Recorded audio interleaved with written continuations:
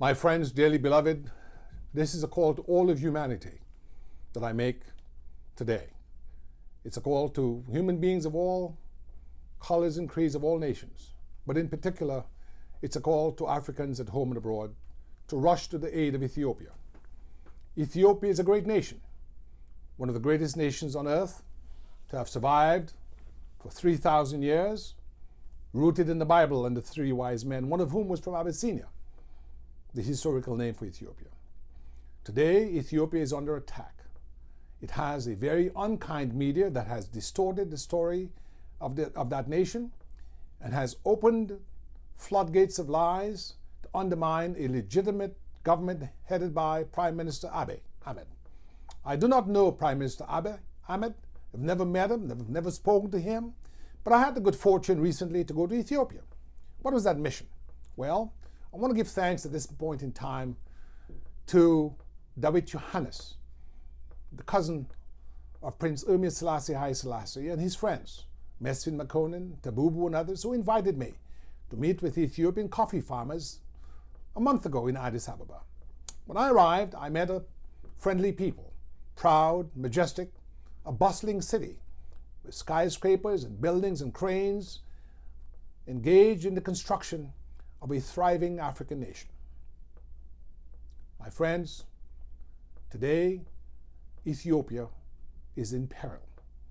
It's in peril because major nations in this world, including those in the West that should know better, have given support, either directly or indirectly, to tribal forces that disregard the decision of the Ethiopian people to elect Prime Minister Abiy Ahmed.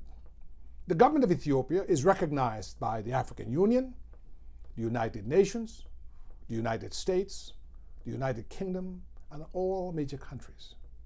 Why then do we see a constant effort aimed at denying the legitimacy of that government and elevating to some degree of parity the tribal forces arrayed against that government? I call on all Ethiopian brothers and sisters, do not drink the Kool-Aid of the tribalists. The tribalist in African history is a handmaiden of colonialism. I was born in a small British colony of Dominica, which, like Jamaica, Barbados, Trinidad, and the other Caribbean islands, were peopled by people of African descent who were enslaved to grow the wealth of Western Europe, Britain in this case, with the complicity of some tribal leaders who worked hand in glove with some of the colonialists to sell our people into slavery. Unfortunately, they did not recognize the importance of strategic unity of purpose. They did not recognize the fact, as Abraham Lincoln said, a house divided against itself cannot stand. So they allowed themselves to be consumed in exchange for a few trinkets and some rot-gut liquor by those who came bearing gifts to steal the fruit of Africa. And they gave way to their tribalist sentiments. What did that result in Africa? 400 years of colonial rule and enslavement of our people at home and abroad. That, my friends, is what faces Ethiopia today. The destruction of a great state, a state that is at the cusp of great things, a state that just recently set up a space agency, planned to send a rocket to space within 5 years, a state that's built the biggest dam, arguably in Africa, the Grand Ethiopian Renaissance Dam, that would revolutionize industry in that country by providing affordable electricity.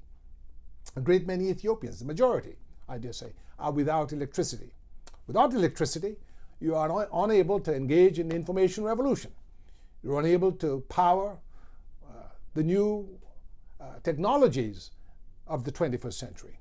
Those are the things that we as Africans in the diaspora, Africans in Africa, Ethiopians, humans, should focus on. Things that my father, Wendell Mackenzie Christian, who served in the British Army and who respected Emperor Selassie, called meaningful things. Today, tribalism is not meaningful. Today, to exalt that which is Oromo or Tigray or Amhara or Afar, to atomize Ethiopia in little grouplets and statelets, little tribal fiefdoms, that is not helpful. Don't buy into that. Don't, with your anger, buy into that. Let us have peace in Ethiopia. Let all Ethiopians, Tigrayans, Oromo, all see their essential humanity and oneness, working hand in hand with each other to grow greenhouses, working hand in hand with each other and their allies to bring in irrigation projects so we can allow for the desert in Tigray and other places to bloom and produce fruits and vegetables to feed the hungry multitude. Let us see partnerships between Ethiopia and historically black colleges and universities, so we can see exchanges where African American students and other students go to Ethiopia on projects aimed at the development and advancement of Ethiopia and Africa. That is what we want. We should not waste our time here in Washington, where I've lived most of my life and have meetings to overthrow a government. This is against U.S. law. It's a violation of U.S. law. Let us, when we're in Washington, instead understand our essential polarity, and that is one of humanity, one of empathy, one of unity of purpose, one of understanding. I grew up among Ethiopians. My first friend at college at the University of D.C. was an Ethiopian, Johannes. He was from, I think, Tigray. But to be frank with you, all these years, after having met Prince Selassie in 1993, I could not tell you by looking at an Ethiopian who is Tigrayan, who is Oromo, who is Amara. To me, they're all my Ethiopian brothers and sisters. So this is not about the TPLF and what it has done, because we know that it only has done what it has done because it was allowed to do what it has done. It was encouraged in what it has done. So we want peace in Mekelle and Tigray. We want peace all over Ethiopia. We want peace all over Africa. We want peace so we can continue to build the Grand Ethiopian Renaissance Dam. Have peace with our sister nation of Egypt. Have peace with Sudan. Have exchanges.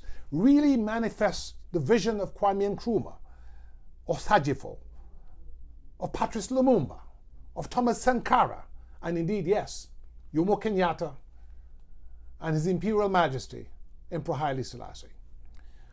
My wife and I have one son. He was born in 1999, 6 years after we'd met Prince Selassie, Prince Ermia Selassie Haile Selassie. And so we named him after the hero of the Battle of Adwa, Ras Makonnen. Makonnen Christian is heartbroken to hear the news from the nation that has given Africans at home and abroad so much pride. Ethiopia has been a beacon for Africans at home and abroad. In the war against Italian aggression in 1935, there were Friends of Abyssinia chapters in the Caribbean, in Europe, in Canada, in the United States. The Abyssinian Baptist Church in Harlem was the centerpiece of that movement. The Bronx Condor, the early African-American aviator, John Robinson from Mississippi, opened an aviation school in Chicago and was one of the first to rush to the aid of Ethiopia. He helped found the Ethiopian Air Force, and he helped to start, with Emperor Selassie, Ethiopian Airlines. Today, there are Dominicans and Jamaicans and other diaspora aviators working with Ethiopian Airlines, a great airline, an airline that is expanding all over the world. What will happen to Ethiopian Airlines if the great Ethiopian nation is destroyed? What will happen to all of Ethiopia's gains? What will happen to all the work that has been done? Even during the time of the TPLF, we give some credit for the good things that they may have done in industry, for the good things they may have done in agriculture. This is not a time to be biased. This is a time for us to promote the idea and the philosophy of equality of opportunity, of rule of law, of rule by the ballot, not the bullet.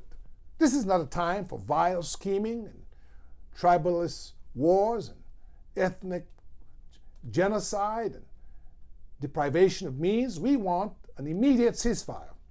We want the TPLF and its allies to return to base. We call for the immediate All-Africa Conference for the unity and the victory of Ethiopia, because the unity and victory of Ethiopia is unity and victory of Africa. My friends, it was a great Bob Marley of our sister nation of Jamaica,